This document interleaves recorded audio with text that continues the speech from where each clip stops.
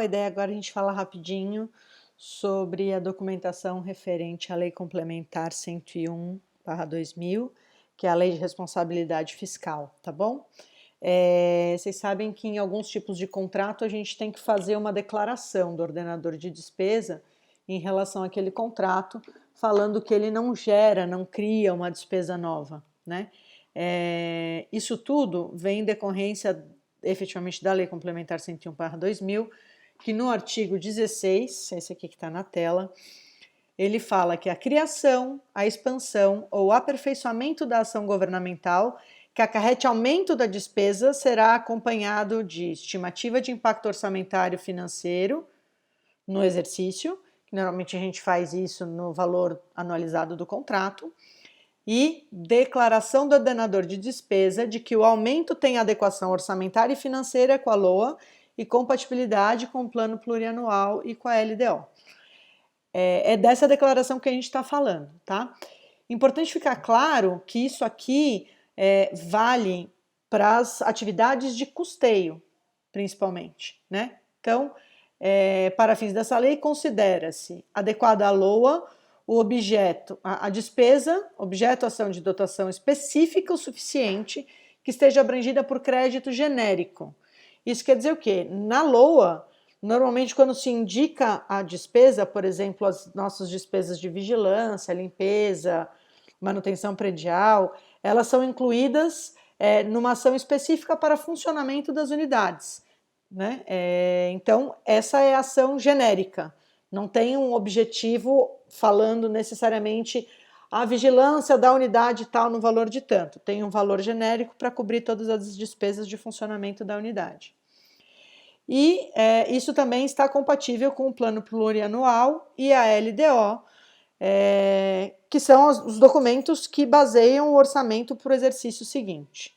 Tá? Então, normalmente, a gente faz esse modelinho de declaração, né? A gente fala qual é o tipo de contratação que está envolvido, então, contratação de serviço de vigilância, contratação de serviço de limpeza, de serviço de manutenção predial, para as unidades vinculadas à unidade X, né? E você vai falar qual é a unidade, se é uma superintendência, se é uma gerência, se é uma agência, tá? Informamos que a presente despesa não se enquadra nas exigências do artigo 16, uma vez que o objeto a ser contratado não representa a criação, expansão ou aperfeiçoamento de ação governamental que acarrete aumento da despesa. Isso acontece por quê? Nos nossos contratos convencionais. Esse documento, ele se refere a uma despesa vinculada às atividades de custeio, que são atividades rotineiras e habituais do órgão.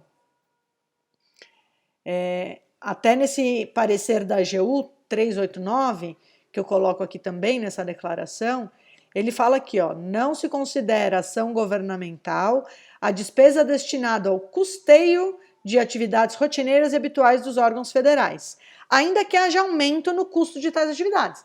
Então, por exemplo, cada vez que você vai prorrogar o contrato ou que você vai fazer uma repactuação, você está aumentando o valor do contrato, mas você não está criando ou aumentando uma despesa, porque ela é uma atividade de custeio rotineira às atividades habituais. E aí, nesse documento, a gente acaba colocando sempre também a referência ao documento de existência de crédito orçamentário para comprovar, olha, além de estar na LDA, na LOA, existe a disponibilidade orçamentária aqui, conforme esse documento dado pelo financeiro do órgão. Tá? Quem vai assinar esse documento é o ordenador de despesa. O ordenador de despesa é aquele que assinou o contrato e ele vai devolver para a unidade, né, que faz o processo, certo? Toda essa parte de custeio, para a gente saber quem ou não se enquadra nessa questão dessa declaração, ela é muito bem clara na portaria 249, de 13 de junho de 2012. Ela não é muito recente, ela se refere até a um decreto que já foi revogado, mas ela foi recepcionada pelo decreto 10.193, tá bom? Então, no artigo 3, essa portaria fala que para fins de aplicação do decreto 7689, que foi revogado no final de 2009 pelo decreto 10.193, as contratações relativas à atividade de custeio devem ser entendidas como aquelas contratações diretamente relacionado às atividades comuns a todos os órgãos e entidades que apoiem o desempenho de suas atividades institucionais, tais como. Então, o que é atividade de custeio? Fornecimento de combustível, energia elétrica, água, esgoto e serviços de telecomunicação.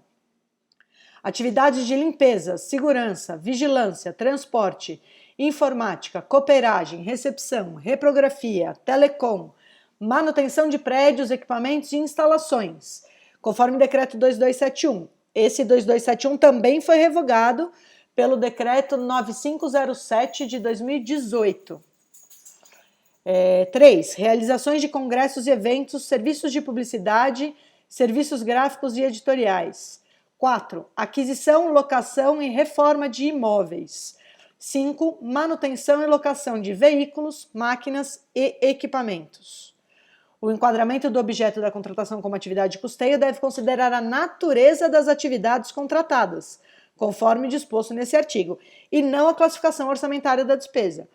Então, ainda que eu classifique orçamentariamente uma despesa como custeio, ela só vai efetivamente entrar e se enquadrar nessa questão tanto para a autorização do decreto 10193, quanto para a autorização que diz o artigo 16 da Lei 101/2000, se ela se enquadrar no que diz esses itens aqui de 1 a 5. Por exemplo, aquisições em geral não são atividades de custeio. Aquisição de um material de expediente não é atividade de custeio. Aquisição de veículo é atividade de custeio, de máquina ou equipamento também, tá bom?